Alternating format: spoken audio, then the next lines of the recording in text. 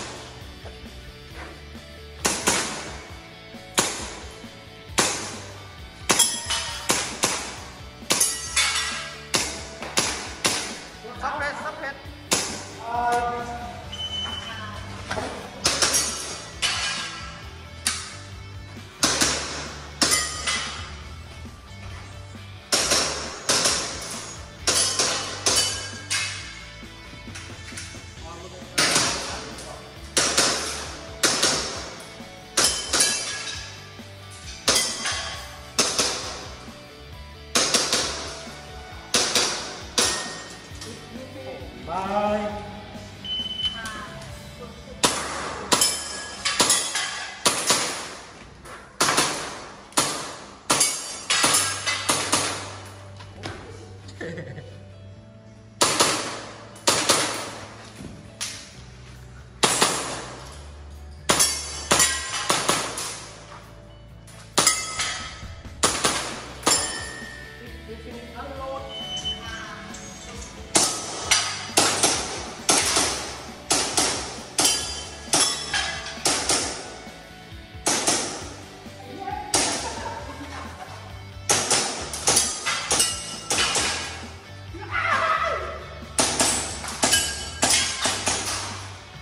สต็อป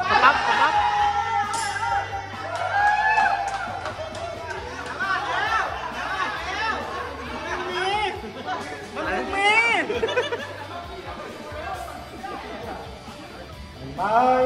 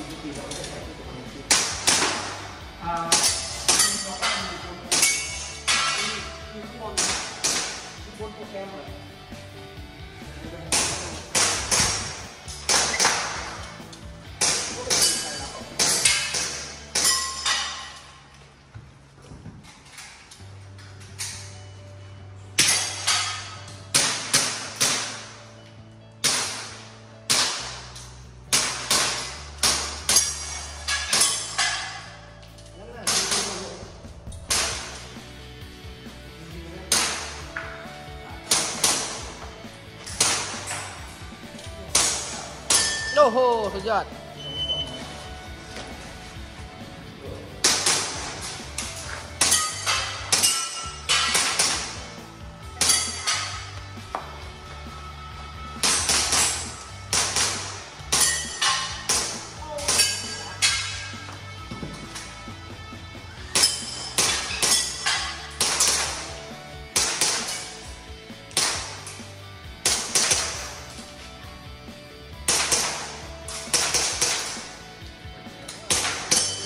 ร้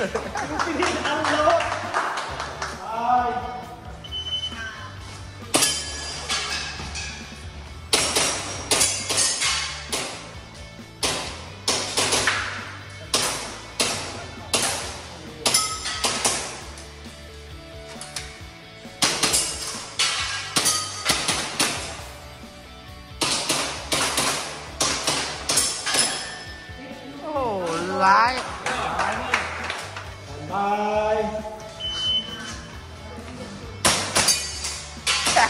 ได้ลูกเบิ้ลได้ลูกเบิ้ล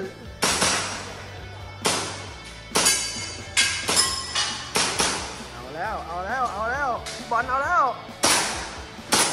โอ้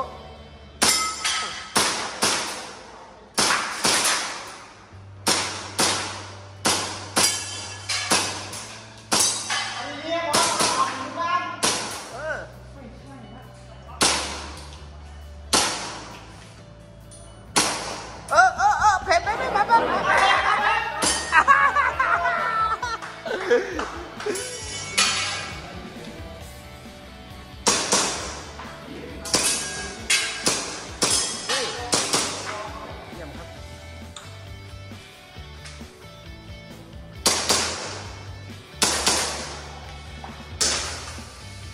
แก้ไข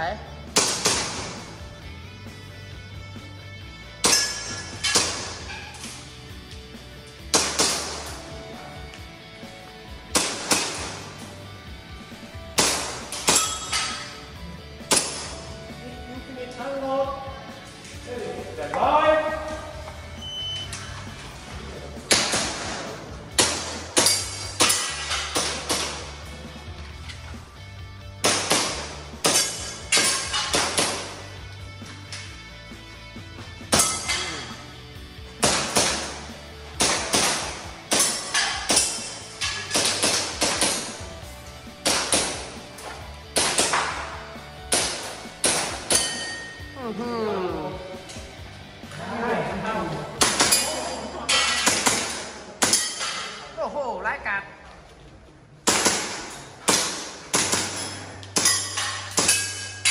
คนเมืองปลอมตัวก็เป็นฝรั่งไงโอ้โหโอ้โหโอ้ very good โอ้โอ้โอ้โอ้เปลี่ยนแม็กโอ้เบิ่งมาแล้วเว้ย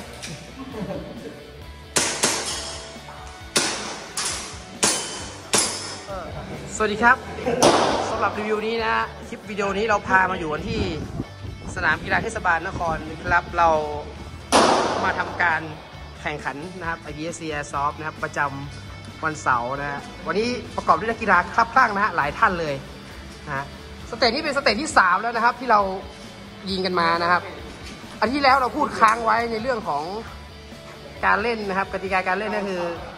กีฬา IPSC Airsoft เนี่ยใช้ปืนอัดแก๊สนะครับอัดแก๊สแล้วก็ใช้แก๊สใช้ลูกกระสุนขนาด 0.20 นะครับระยะเป้าก็จะประกอบไปด้วย3เมตร5เมตร7เมตรนะครับไม่เกิน10เมตรตอนนี้นักกีฬากำลังทำการวอล์กนะครับโดย RO กำลังบีบนะฮะสนามนี้ประกอบไปด้วย8เป้ากระดาษและ2เหล็กนะครับเรายิงกันนักกีฬาจะออกแบบท่ายิงเองนะครับเรายิงกันทั้งหมดเนี่ย8เป้ากระดาษนะมี2เหล็กนะฮะ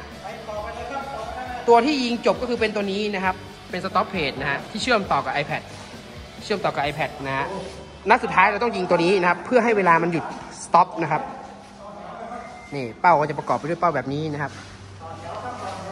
เป้าแบบนี้นะฮะวิธีการยิงนะครับถ้าเป็นเหล็กป๊อปเปอร์ตัวนี้เขาเรียกป๊อปเปอร์นะฮะเราต้องยิงให้ล้มแต่ถ้าเป็นเป้ากระดาษตัวนี้เราจะยิงเป้าละ2นัดนะครับเป้าละ2นัดนัดละ5แต้มนะฮะถ้ามองดีๆนะครับเราจะเห็นตัวนี้เป็นวง A วง C วง D นะครับถ้าเข้าโซน A ตรงนี้2นัดนะครับได้นัดละ5แต้มนะครับ2นัดก็เท่ากับ10แต้มถ้าเข้า A 1นัดเข้า C 1นัดก็จะเป็น5บวก3นะครับถ้าเป็น A แล้วก็ D นะครับก็จะเป็น5บวก1นะครับในเป้าเนี่ยเราจะสามารถยิงมี 4-5 นัดก็ได้นะครับแต่จะนับเอานัดที่ดีที่สุดให้นะเดี๋ยวเรามาดูวิธีการยิงกันนะครับว่านักกีฬาเขายิงแบบไหนนี่กำลังทำการวอล์กกันอยู่นะฮะ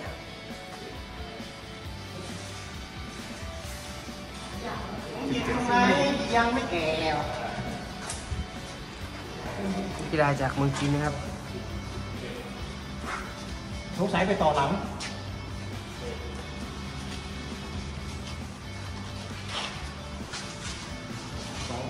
อาทิตย์นี้แข่งกันไปจริงเป็นจังนะครับ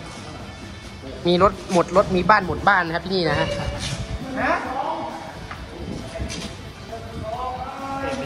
ต้องเกียร์อยู่บ้าน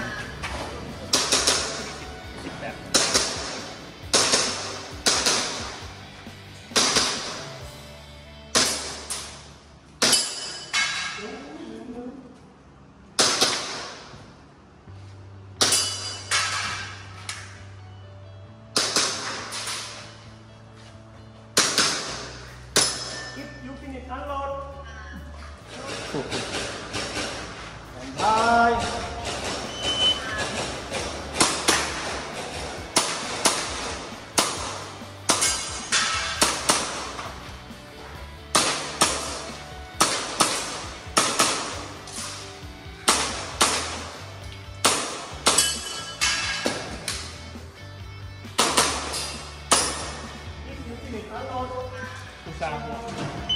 เอาไปไหนเนาะ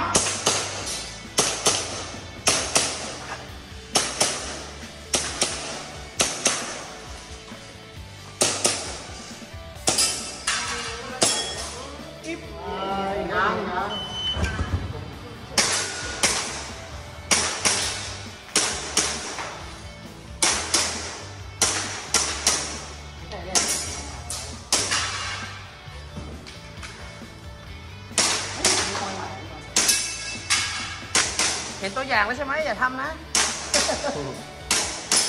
If you finish unload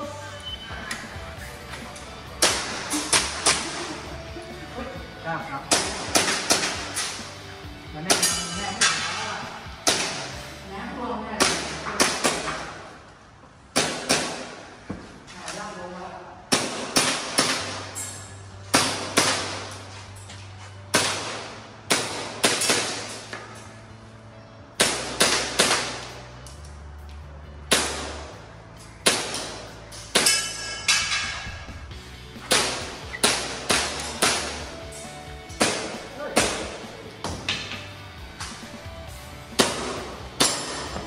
ยูฟินิชอันโหลด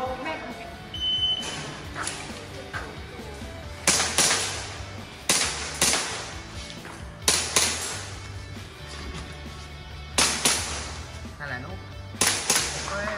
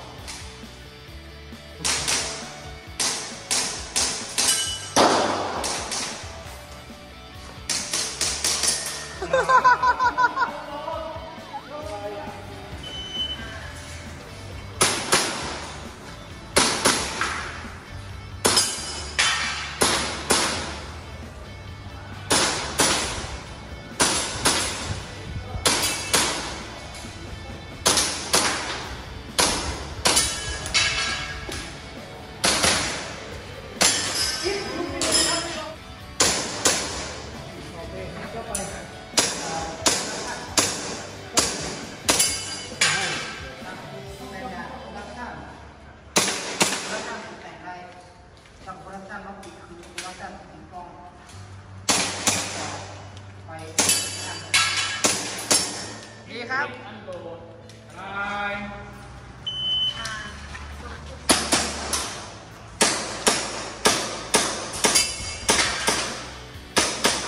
โอ้โห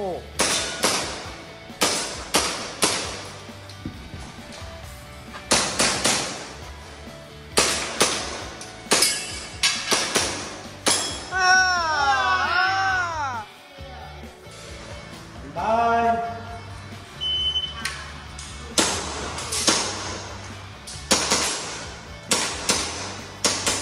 ปืนมันร้ายว่ะโอ้โหปืนมันร้ายว่ะโคตรแม่นไปทำอะไรมาเนี่ย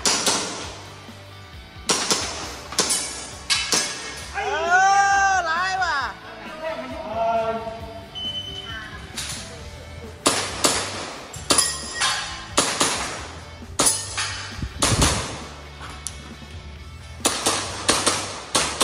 โอ้โห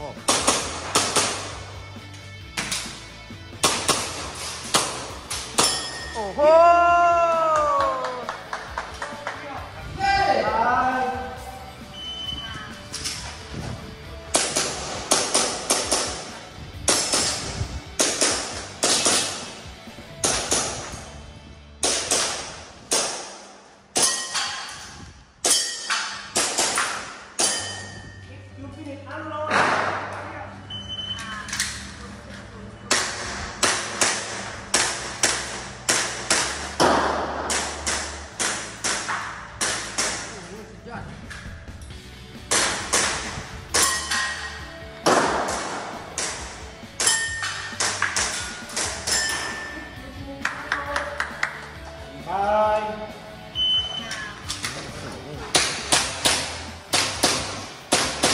โอ้ยจ้ะ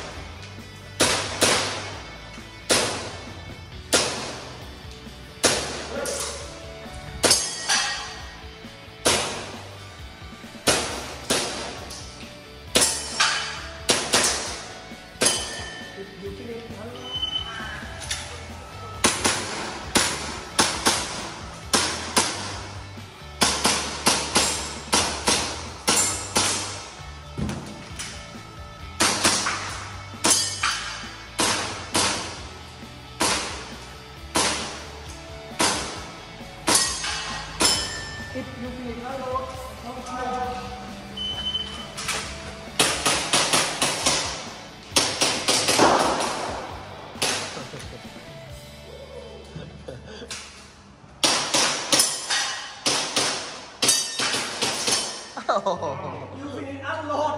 โชว์คิง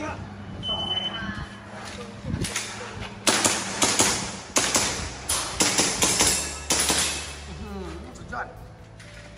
ลูกศิษย์ใครวะเนี่ย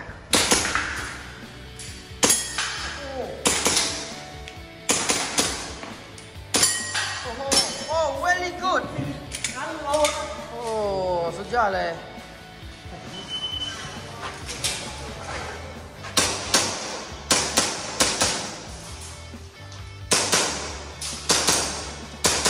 ยอดครับ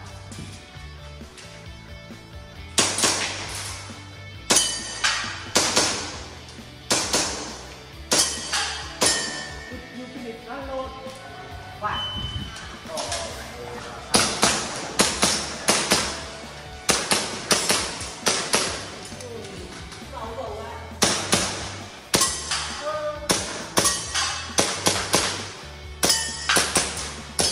ฮัลโหล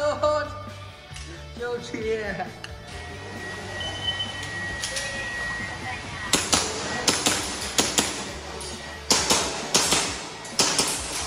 ร้ายอ่ะเสีย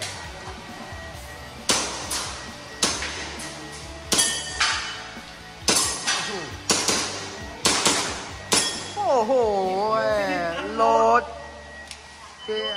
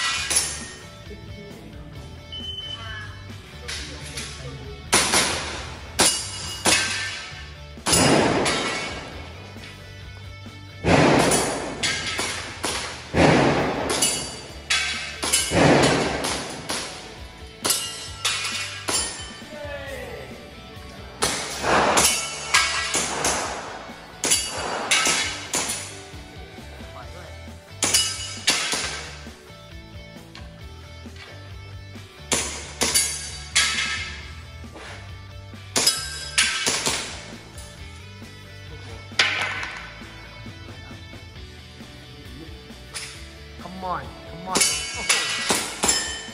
ยูฟีนอัลโหลด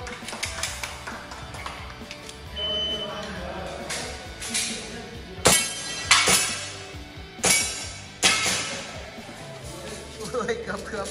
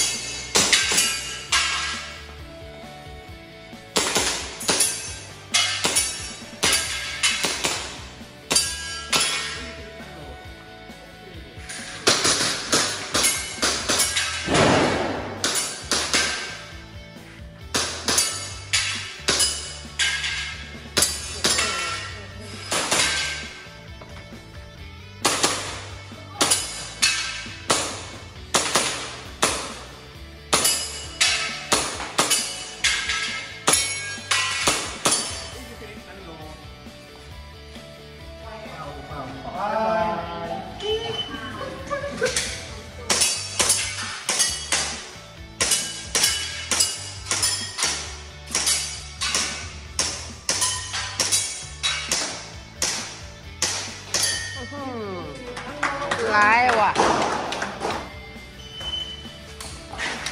เฮ้ยนำ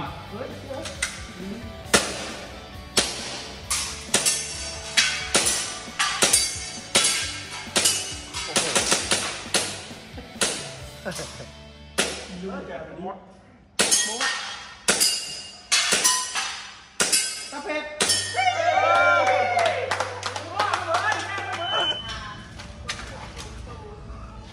ดึง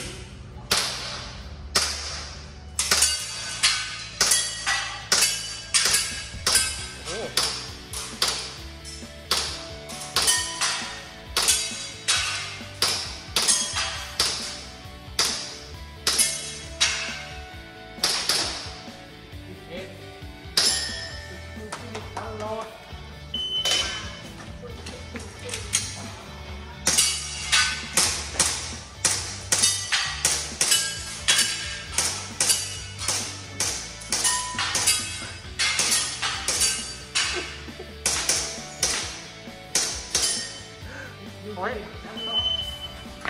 นกครับ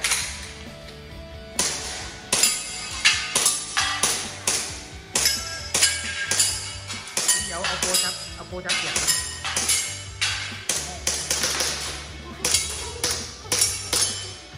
พอแล้ว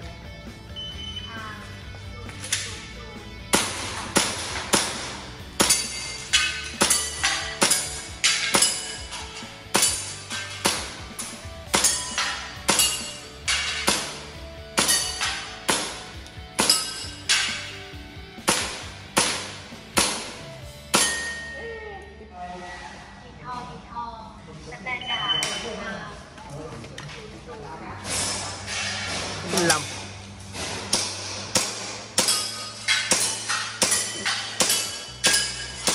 ให้ไปส่งหัว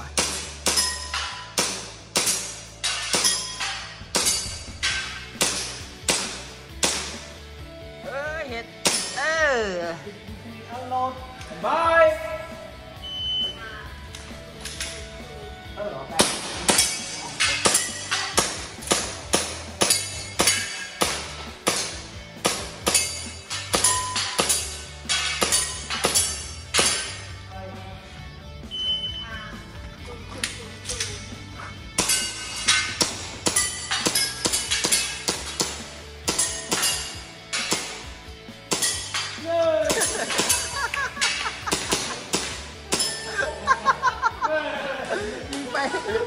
ยิงไปตกใจตัวเอง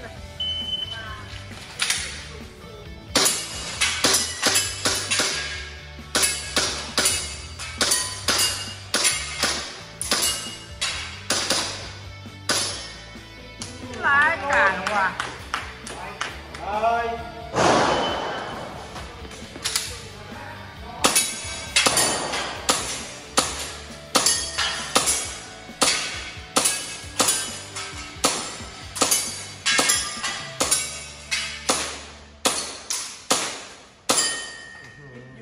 อันโหลด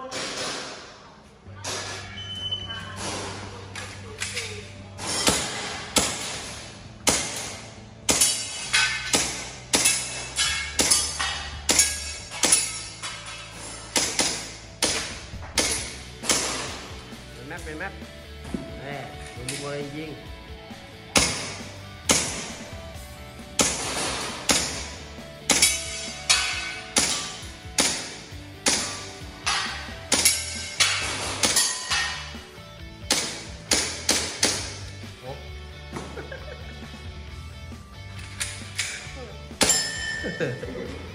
ใช่